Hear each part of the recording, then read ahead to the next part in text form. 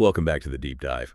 Our mission today is pretty specific. We're really zeroing in on a single day, September 23rd, 2025. We got this stack of source material, and it's all about navigating some, well, pretty intense stuff, confusion, big emotional shifts, and finding clarity through action. That's right. And the sources we're diving into today, they're mainly the astrology of the day and the StoryScope of the day. Both of these come from Tarot by High C. And looking at the overview for the 23rd, wow, it's volatile. The energy is described as ebb and flow in unpredictable waves. Okay, so definitely not your average predictable Monday then. It sounds like a day that really asks for patience first, but then total precision later on. We're apparently moving from this heavy morning confusion, like where you just can't figure out which way is up, all the way to maybe having these brilliant breakthroughs and maybe even profound personal transformation by the evening. Yeah, the core tension seems to be about alignment. Trying to figure out your immediate goals, what you want right now, while also making sure that lines up with your bigger picture, your spiritual values, sort of. And the sources paint it like this inner battle where the rules just keep shifting throughout the day. Right. That brings us straight into our first big chunk here, dealing with that morning fog. So let's unpack that. If the morning's all about confusion, what's actually causing that? Yeah. What's making it so hard to set goals or make decisions? Well, the main culprit identified here is the sun, opposite Neptune alignment. So just quickly, the sun, that's like our core identity, our ego, or sense of purpose. And Neptune, well, Neptune rules idealism, dreams, illusions, but also, frankly, delusion sometimes. When they're opposite each other like this, that solid sense of self gets fuzzy, blurred by these really idealistic, maybe impractical expectations. Ah, okay. So it's not just feeling a bit indecisive. It's more like reality itself feels a bit warped. Exactly. It's described as potentially massive confusion about who you are, where you're going, and it becomes really tricky to tell the difference between genuine inspiration, that spark, and just pure wishful thinking. The sources warn everything can seem distorted, promises might feel slippery, you might find people are being vague, and you can't tell if it's on purpose or if they're just lost in their own fog, too. Wow. Okay, that sounds like a genuinely terrible time to, say, launch a big project or have a really critical conversation. So given that level of potential disorientation, what specific don'ts do the sources list for the morning? Why are they so important? They're super clear on this, and this is probably the most crucial bit of advice for that part of the day. Under this fog, the advice is, don't sign contracts, declare eternal love, or bet our savings on someone's visionary idea. Why? Because any decision made under that Sun-Neptune opposition, it risks being built on sand, basically, on an illusion that's just going to dissolve later. But isn't there an urge to act because you feel confused? Like you feel lost, so you want to grab onto something solid, sign the thing, make the promise, just to feel grounded again? Oh, absolutely. That impatience. That's actually described as a symptom of the transit's disorientation itself. The strategic move here is to recognize the energy sun opposite Neptune is great for dreaming, for inspiration, but just awful for actually doing something concrete. If you feel confused about what step to take next, it might actually be because you're in the process of letting go of an old identity or an old plan that doesn't fit anymore. And letting go, that's naturally confusing.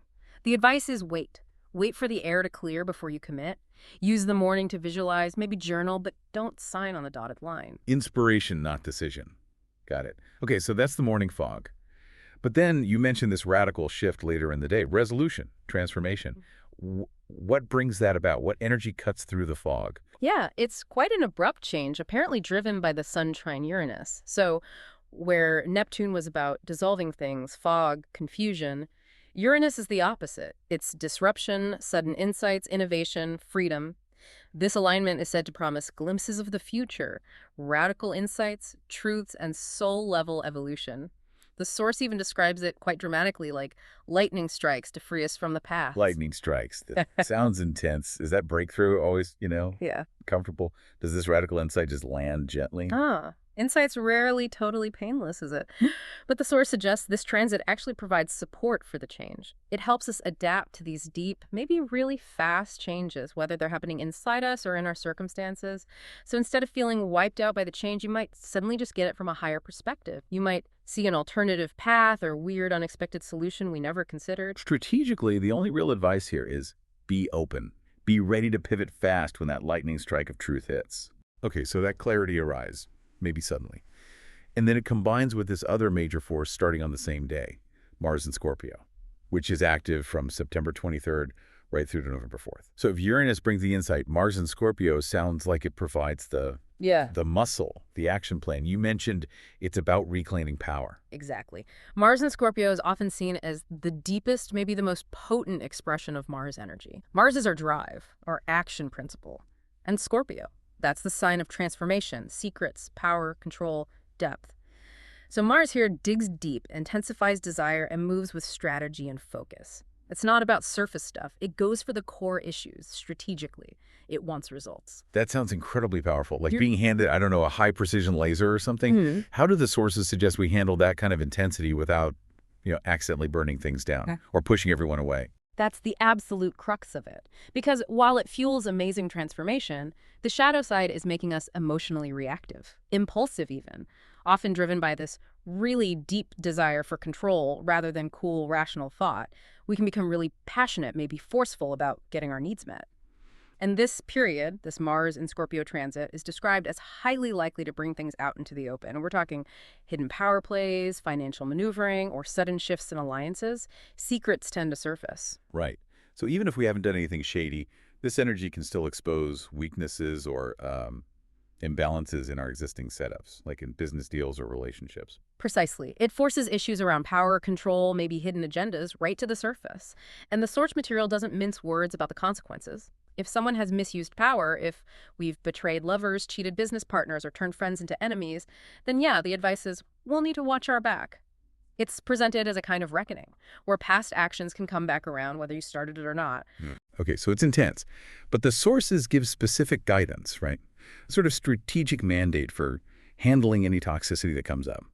What's the core instruction for this phase? Yeah, it boils down to a kind of binary choice. This energy is going to make you want to act deeply. You're either pushed to cut cords, detoxify a situation, or you're pushed to go all in, commit fully to something that feels soul deep and non-negotiable. There's not much room for sitting on the fence, and definitely no time for drama. And that key piece of strategic advice, the one that really governs this whole period, it's cut what's toxic, not torch the whole field. If it's toxic, cut it out. If it's real, commit. Yeah. The whole emphasis seems to be think strategy, not drama, even though you might feel drawn to a big confrontation because the energy is so intense. Exactly. Resist that urge for impulsive, purely emotional reactions.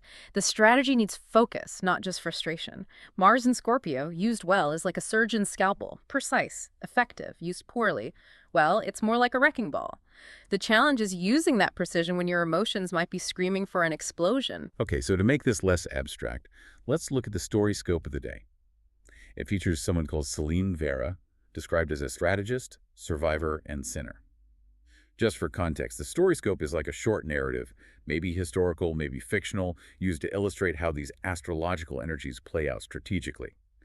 And Celine's story seems to perfectly capture how to use this Mars and Scorpio mandate. Yeah, it really does. Celine was apparently facing exactly this kind of Mars and Scorpio situation. Deals were falling apart, alliances built on secrets were starting to crack, betrayal was in the air. The source says Mars and Scorpio was thrumming in her veins like a war drum, really pushing her to act decisively. Right. Rumors were flying partners moving money, supposed allies whispering to rivals. The hidden power plays revealed themselves, just like the astrology suggested. And Celine faced that stark choice. Torch the whole empire or cut out the rot. She chose the scalpel, didn't she? She did. And think about it, with that much intensity, that Mars and Scorpio drive, it would have been easy to just explode, have a huge public showdown, burn everything down in anger. But instead, she channeled that deep desire for control into maintaining calm, into precision. She executed her plan with apparently incredible control. It's easy to say no drama, but when the stakes are that high, how did she actually do that? How did she channel that Mars intensity away from raw emotion and into pure strategy? Well, crucially, she acted on facts, not just feelings or rumors. She didn't react instantly. She waited, gathered evidence. The source says she summoned the people who betrayed her late at night after she'd already seen their hidden accounts, intercepted messages. She had the proof. Then she dismantled their positions with calm precision. Contracts voided, access cut off, systems redesigned to stop future leaks. Methodical. And the key detail, Wow. no shouting, no Yeah. drama. She wasn't looking for the temporary satisfaction of yelling. She wanted permanent, effective results. Cut out the diseased parts, save the whole. Exactly. And the result of that deep cut, it wasn't destruction, it was transformation and clarity. Her empire wasn't burned down, it was healed, purged of its sickness. What was left was leaner, sharper, stronger. And her own focus shifted too, away from just chasing power for the thrill of it, towards being steady, true to her actual mission. That whole arc, from chaos to clarity, that's the big win you can get by navigating this day strategically. So pulling this all together for us, what's the takeaway? This deep dive seems to show how we can harness these really intense, even conflicting energies, Yeah. using that morning confusion maybe for inspiration, like you But said, and then using the evening breakthroughs for really surgical strategic transformation. I think that's it. We've learned the day demands first patience. Wait until that Neptune fog lifts before making big moves and recognize that feeling of impatience. That's probably just a symptom of the fog itself. Second, be actively looking for those unexpected paths, those weird, ingenious solutions that the Sun-Uranus trine might spark. They could come out of nowhere. And finally, when that clarity does hit, maybe later in the day or the next, use that potent Mars and Scorpio energy, but strategically. Resist the pull towards drama, towards impulsive blow-ups. Instead, use that deep motivation, that focus, to remove whatever toxicity needs removing. With precision. Cut the rot. Don't set the whole field on fire. Yeah. It really feels like the difference between self-sabotage and self-mastery, doesn't it? Yeah. Transformation doesn't always need total destruction. Sometimes it just needs a really clean cut to remove what's holding you back. Celine Vera in the TarotScope chose the scalpel to heal her empire. So the final thought for you to consider is, in your own life, looking at difficult relationships, stagnant projects, tricky commitments, how do you decide? How do you figure out which ones are worth the deep, focused commitment Mars and Scorpio demands? And which ones are actually the rot that needs that precise surgical removal, something to reflect on? Strategy versus impulsivity. And maybe wait for the fog to clear before you make your move.